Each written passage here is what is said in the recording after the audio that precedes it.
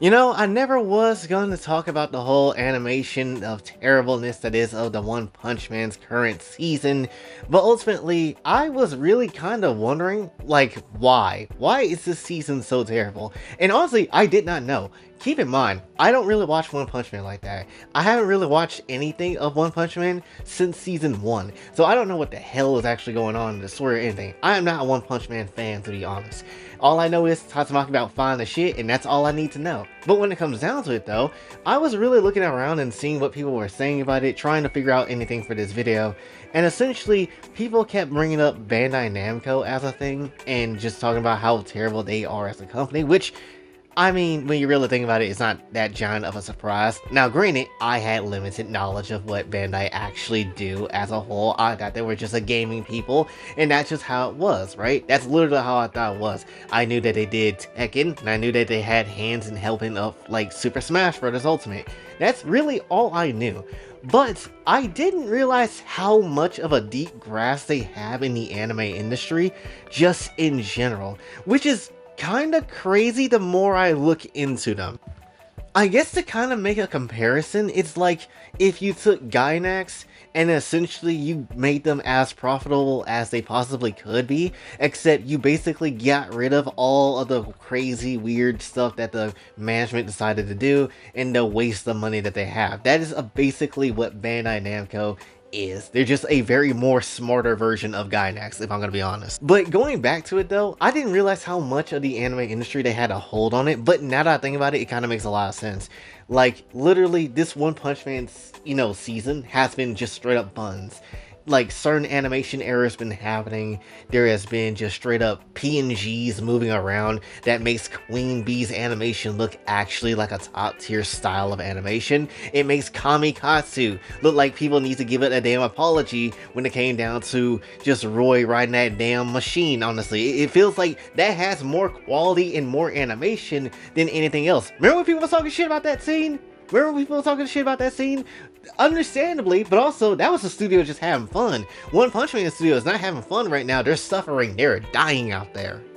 But now when I come down to it, like, really think about it. They have their hands in different shows of just shonen that are just out there from multiple different ways and roundabouts of how things is.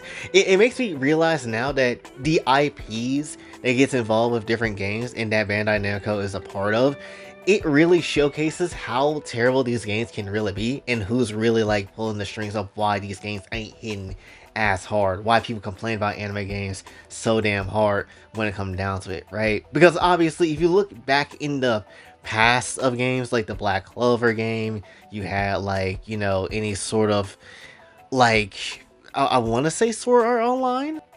You had like the One Piece games, you had like Dragon Ball.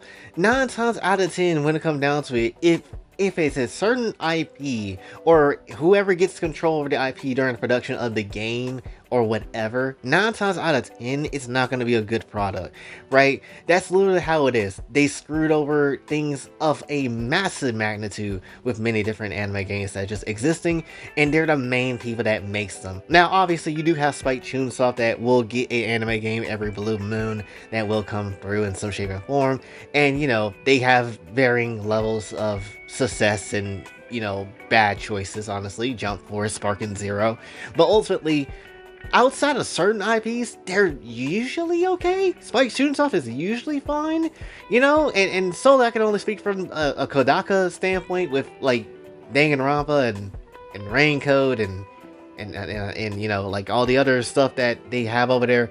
That's really the only ones I can really say about, but that's just kind of how it is. They usually are typically okay and fine in a lot of different other areas outside of certain IPs in just certain projects. Like, honestly, if we shifted shit to Spike Chunsoft more than Bandai, I would deadass, like, put more faith in them to do more projects and do cooler things with the games that they're going to produce.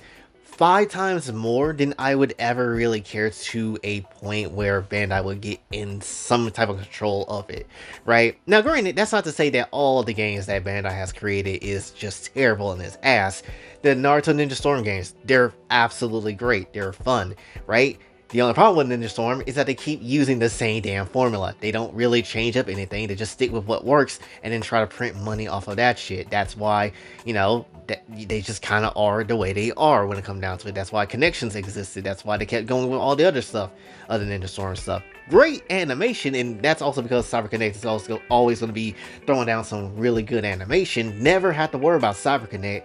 It's just Bandai that gets in the damn way. All the My Hero games basically follow the same damn standpoint. The only difference is for the last one that we're getting is essentially going to be a slight bit-ish of an open-ish, world-ish sort of thing, and that's cool. That's a nice step up, I guess, but that's something that we should have been seeing since the second damn game. First game, I understand, testing the waters, but the second game, you should already have a lot of stuff in place and have a lot of things of what you wanted to do. It took you to the third game to finally add cutscenes into the game, to add stuff in there that actually look good and well animated. It's kind of effing crazy, and not even the whole game is gonna, you know, really look like that. It's just gonna be certain moments and certain parts.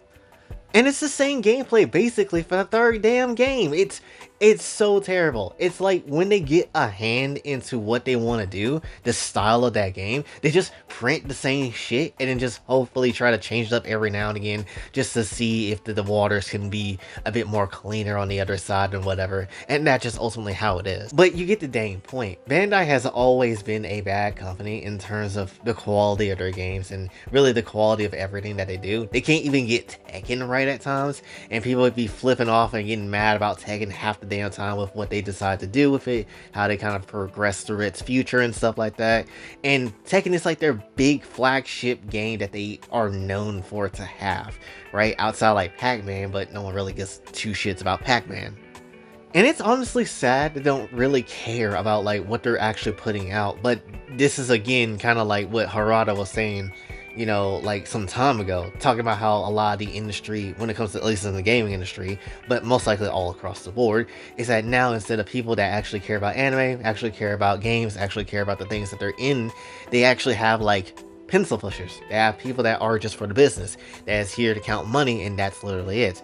And when it comes down to actually putting out a product for people to actually get excited about and have fun with, now it's not really about, oh, let's have fun with the product, let's actually make the product really good, let's actually just, you know, just see how much money we can print off an established name. One Punch Man, yeah, let's absolutely make a shitty ass game out of One Punch Man that no one really gives a damn about. Yeah, let's go ahead and make a One Punch Man, you know, next season, and then not really get too much of a damn about it because, A, we got time constraints, we don't got time for a lot of the stuff that's going down, and then we'll just let JC Staff take a lot of the brunt of the action of the fans' fury, which JC Staff have their own things to be blamed for. I feel that just in general, but ultimately not the whole damn blame should be on JC Staff. It should also be on Bandai for just not letting them get any sort of time, you know, not letting them cook in the ways that they should, and JC Staff themselves need to let people get the time to animate shit properly. There is no reason why, you know, an AI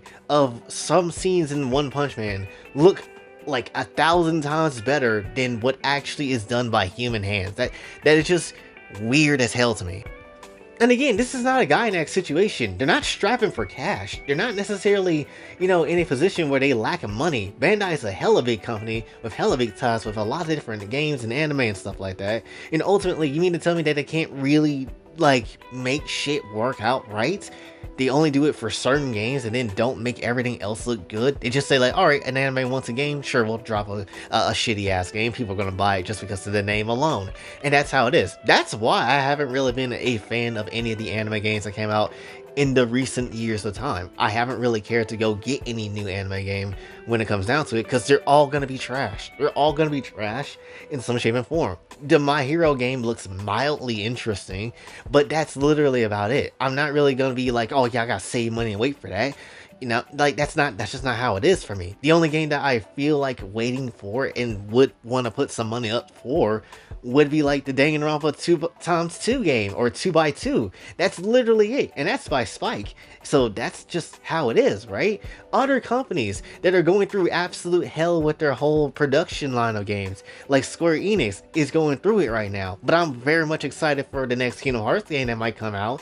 Very excited to see what they could do in the future after they get their whole restructuring bullshit done.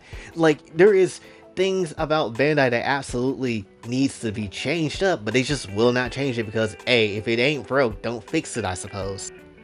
There's just a lot of weird stuff that's just going on right now. Not even just with Bandai, but just with really Japan too, and just kind of, throw this out there as well. It just kind of just shows you that weird shit is just happening, and honestly a lot of this stuff too, like with Nintendo also kind of acquiring a little bit of Singapore of Bandai so they can kind of restructure some things too. It's just, there's just a lot of weird stuff that going on, but Bandai won't actually like fall solely because it has many shoulders to lean on, and as long as they don't do anything overly crazy that obviously would be a terrible red flag, then Bandai will be fine. They're gonna be fine for a very long time, and that's just ultimately how it is. But yeah, it's not necessarily something that we like to see, and it's not that because I want to see Bandai fall and go bankrupt or something like that. I don't want to see them fall, but I want to see them to do better at what they do. But it takes a brutal ass whooping of losing money just for them to understand exactly how this whole thing kind of goes. But yeah, that's essentially what I wanted to talk about for this one. So hopefully you did enjoy. If you did, be sure to like, share, subscribe, hit the bell notification on your way out, also on the socials. And if you'd like to donate to the channel, Kofi and Catch Up is available as well. And until then, it's my boy Jay, signing off. Have a blessed day.